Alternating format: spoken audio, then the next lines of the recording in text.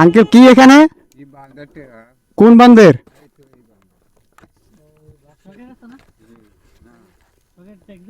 জি না মানে বানটা দেখি নিজে কোন বানটা দিছেন?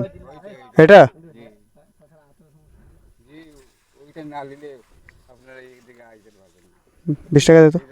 এই জায়গা দেখেননি ট্রেক্টরে আচ্ছা আচ্ছা 20 টাকা দিয়ে দিয়ে জি না জি 30 টাকা দেন তিনি 15,000 টাকা খরচ করছেন জি না তাইলে 30টা বাস রাখ আরে রাখেন ধরেন।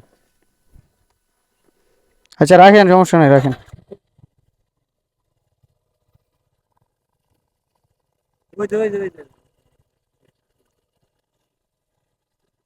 এখানে এটা না থাকলে আমরা নালা দিয়ে পার হইতে পারতাম, সমস্যা নাই তো।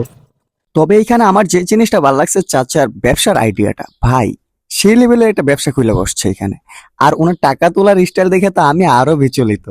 মানে একটা বাঁশ পুইতা তার উপর রশি একটা বাইদা, মানে আমাদেরকে দেখা বাসটা নিচের দিকে টাইনা নামাইছে, নামায় বলতেছে টাকা দেওয়ার জন্য। জিজ্ঞেস করলাম কিসের টাকা, আসলে উনি বলতেছে যে উনি নাকি একটা বাদ দিছে।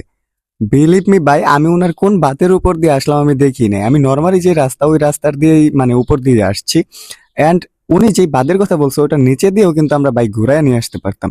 তো উনি যদি ওইখানে থাকতো বা ওইখানে একটা সাইনবোর্ড দিয়ে দিত যে পারাপারের জন্য টুল দিতে হবে বা সরকারি প্রকল্প এটার জন্য টুল দিতে হবে, তাহলে আমরা আগে থাকতে সাবধান হয়ে যেতাম, নিচে দিয়ে ঘুরে আসতাম, ওই রাস্তা ব্যবহার করতাম না। সত্যি বলতে ভাই আমি আসলেই লাকি, কারণ আমি বাংলাদেশের মতো একটা দেশে জন্মাইছি। এই দেশে না জন্মাইলে আমি অনেক কিছু মিস করে যেতাম, জীবনে অনেক কিছু আমার জানার বা দেখার বাকি থাকতো।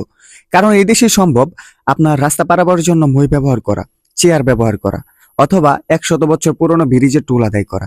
আর এই দেশে সম্ভব এই চাচার মতো হাওরের মাঝখানে 3-4টা বাঁশ দিয়ে একটা বাঁধ তৈরি কইরা ওইটার জন্য বাঁশ গাইরা টুল আদায় করা। চাচার জন্য অবশ্যই একটা লাইন কমেন্ট করে যাইবা।